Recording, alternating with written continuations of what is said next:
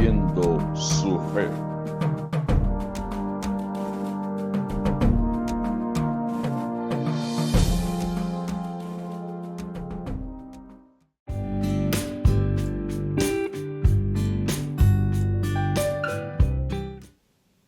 Y continuando con este maravilloso estudio sobre el Evangelio según el apóstol Lucas, vamos entonces a continuar nuestra lectura, hoy haciendo unas breves reflexiones sobre lo que encontramos en el capítulo 3 del Evangelio según San Lucas, porque la historia viene desarrollándose con mucho detalle, con mucha claridad, este maravilloso Evangelio que el apóstol nos presenta.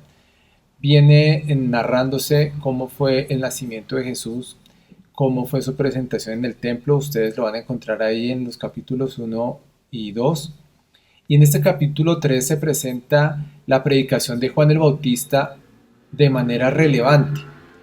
Deberíamos nosotros hacernos la pregunta por qué el Evangelio y todos los otros evangelios enuncian a Juan el Bautista con tanta relevancia. Y resulta que Juan el Bautista había sido profetizado, ese ministerio de Juan el Bautista, siendo primo de Jesús, había sido profetizado desde el Antiguo Testamento con palabras poderosas. A Juan el Bautista en el Antiguo Testamento se le menciona como el Elías que había de venir, y Jesús refuerza esa idea, nos confirma que efectivamente Juan el Bautista es ese Elías que había sido prometido que iba a volver desde el Antiguo Testamento. Y este Juan el Bautista viene entonces con un ministerio muy particular, porque en el libro de Isaías leemos cómo su llamado era encaminado a preparar el camino para el Mesías prometido desde antes de la fundación del mundo, como nos lo expresa el Evangelio. Entonces Juan el Bautista inicia en el desierto, lo podemos leer ahí en Lucas capítulo 3, de los versos del 1 al 6, cómo Juan el Bautista inicia este ministerio haciendo un llamado al arrepentimiento para perdón de pecados. Y cabe resaltar que la predicación de Juan el Bautista era una predicación basada en la ley de Moisés, pero haciendo un llamado al arrepentimiento. Y no es que antes los otros profetas no hayan hecho un llamado al arrepentimiento, sino que particularmente Juan el Bautista hace esa preparación del camino del Mesías, porque lo relevante del mensaje es que el Mesías estaba ya a las puertas. La gran promesa del Mesías iba a ser cumplida ante sus ojos, ante los ojos de todo Israel y de todo Judá. Entonces el profeta Juan el Bautista, inicia su ministerio haciendo esa exhortación y ese llamado al arrepentimiento para perdón de pecados. Y también hacía el llamado al bautizo. Y nosotros deberíamos hacernos, cada vez que nos acercamos a la Escritura, el porqué de las cosas. Y definitivamente este llamado de Juan el Bautista tiene tanta relevancia porque Juan el Bautista va a venir a representar el último de los profetas del Antiguo Testamento. Y vamos a encontrar en palabras del Señor cosas maravillosas como que de los nacidos de mujer no se había levantado ninguno mayor que Juan el Bautista. Pero hace Jesús la aclaración que en el reino de los cielos el más pequeñito es mayor que Juan el Bautista. De modo que cualquiera de nosotros que hemos recibido la palabra del Señor, por lo que el Señor nos confirma, seríamos mayores que Juan el Bautista. Y esto para nosotros es motivo de mucho gozo, porque dice la Biblia que al Padre le plació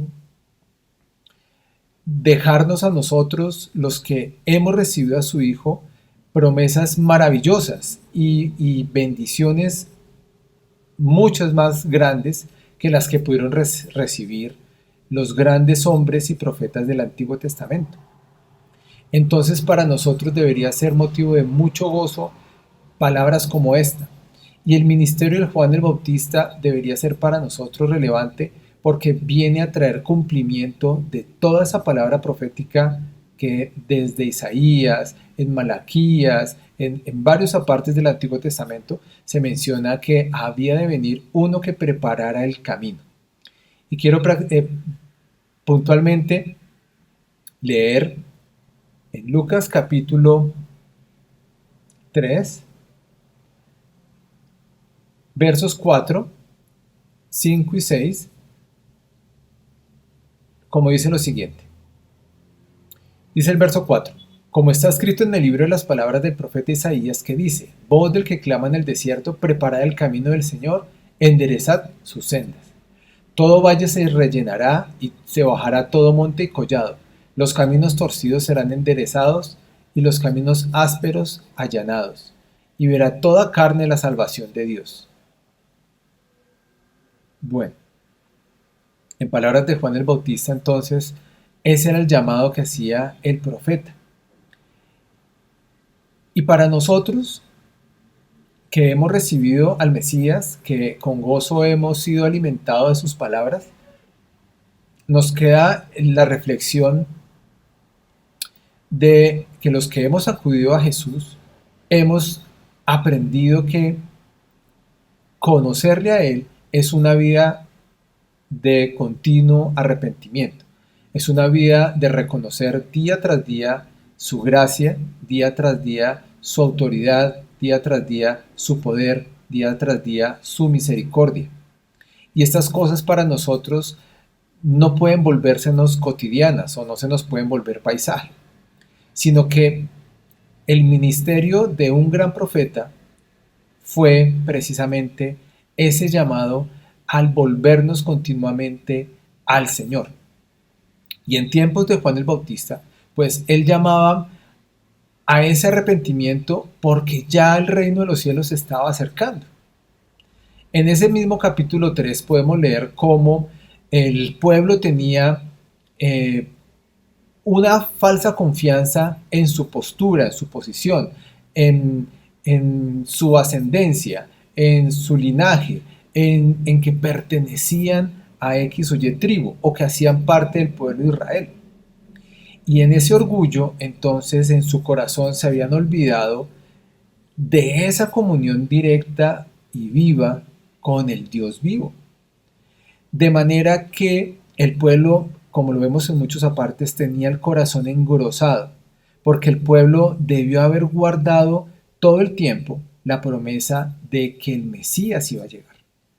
Y es tan grave esa postura de un corazón endurecido, de un corazón que no se ablanda con la palabra de Dios o que no está en continuo contacto con esa palabra que lo mantenga latiendo, lleno de pasión por la vida y por la verdad y por el Evangelio, sino que se envuelve en la supervivencia del día a día o se enreda en las situaciones cotidianas o en los afanes de este mundo, como también el Señor nos lo advirtió. De modo que ese corazón endurecido, como pasó con el pueblo, los llevó a tal punto de falta de percepción espiritual que tenían a la promesa delante de sus ojos, tenían al Mesías, pero no podían recibir sus palabras, no lo reconocieron. Es más, se les presentó como incómodo, se les presentó ante su corazón como fastidioso. Por esa razón el Señor dice en uno de sus salmos con mucha verdad: sin causa me aborrecieron.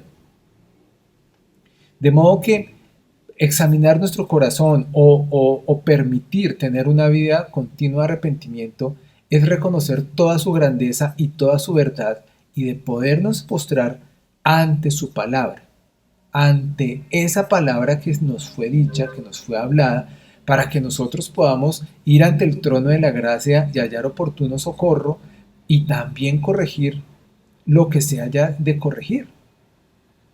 Que no pase como con el pueblo, que en ese corazón endurecido no lograron ver la luz que venía al mundo y que a muchos otros sí les resplandeció.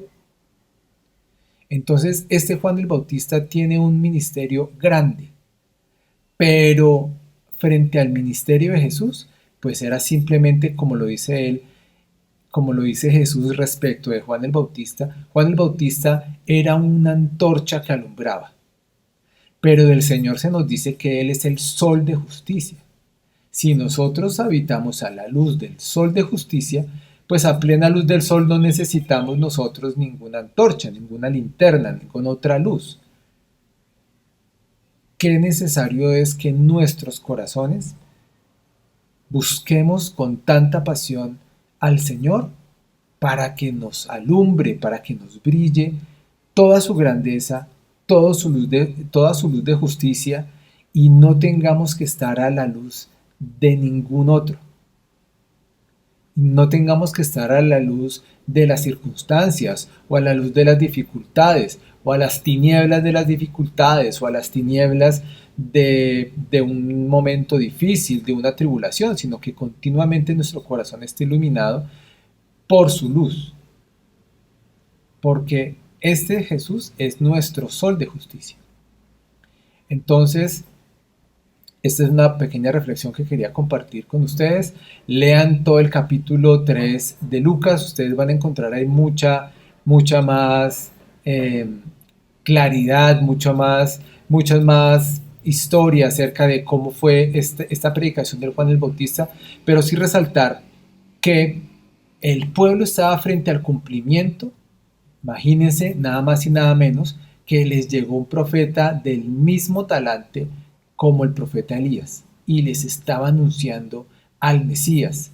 Y días posteriores a esto, el mismo profeta Juan el Bautista fue quien dio la frase maravillosa ante Jesús que dijo: «He aquí el Cordero de Dios que quita el pecado del mundo», señalando al Hijo de Dios como el único en el cual tenemos salvación y vida eterna.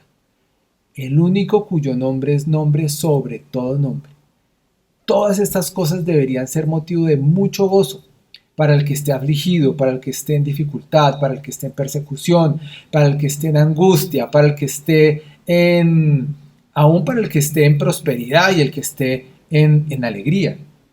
Porque son alegrías mucho mayores, porque son alegrías de arriba, son alegrías eternas.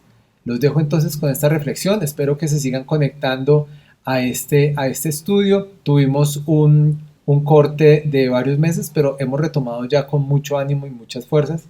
Entonces, gracias por su atención y nos vemos en una próxima oportunidad. El mensaje oído es la semilla para crecer en tu fe. Cualquier inquietud, visítanos en la página www.congregacioncristianagentenueva.com.